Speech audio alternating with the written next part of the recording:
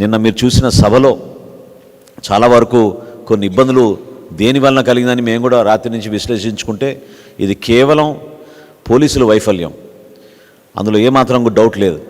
మేము అనేక సందర్భాల్లో అక్కడ స్థానికంగా ఉన్న సెక్యూరిటీ మెజర్స్ పైన, మా కోఆర్డినేషన్లో జరుగుతున్న కొన్ని అంశాలపైన మా నాయకులు అక్కడున్న పోలీసు అధికారుల దృష్టికి తీసుకెళ్ళినా కూడా అసలు ఊహించని విధంగా వాళ్ళు ప్రవర్తించుకుంటూ వెళ్ళారు.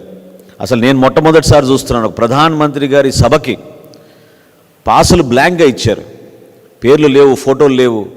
అసలు జిల్లా కలెక్టరు, ఒక జిల్లా ఎస్పీ ఏ విధంగా అట్లా సంతకాలు చేసి పాసులు ఇచ్చారనేది ఈరోజు జనసేన పార్టీ నుంచి మేము ప్రశ్నిస్తున్నాం.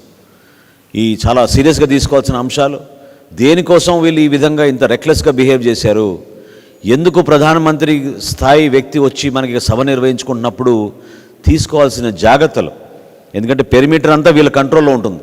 పెరిమీటర్ మన స్థానిక పోలీసుల కంట్రోల్లో ఉన్నప్పుడు ఎందుకు ఈ విధంగా వాళ్ళు పూర్తి స్థాయిలో ఇటువంటి ఒకేషన్కి వాళ్ళు గేరప్ అవ్వలేకపోయారనేది తప్పకుండా దీనిపైన ఎంక్వైరీ జరగాలి. ఈరోజు సాయంత్రం 4 ఎలక్షన్ కమిషన్కి దీనిపైన కంప్లైంట్ ఇవ్వబోతున్నాం. తప్పకుండా ఎవరైతే అధికారులు దీంట్లో నిర్లక్ష్యంగా వ్యవహరించారో వారిపైన తప్పకుండా చర్యలు ఉంటాయి రాబోయే రోజుల్లో అనేది నాకైతే చాలా బలంగా నేను కోరుకుంటున్నాను. ఇది చాలా తప్పు. ఇది సభ మేము ఏర్పాట్లు చేసుకున్నప్పుడు ప్రధానమంత్రి గారి భద్రత విషయంలో, సభలో జరగాల్సిన సెక్యూరిటీ విషయాల్లో సరైన రీతిలో వీళ్ళు స్పందించలేనిది తప్పకుండా నేను జరిగిన సంఘటనలో అది భాగమే అని నేను మనస్ఫూర్తిగా తెలుపుతున్నాను.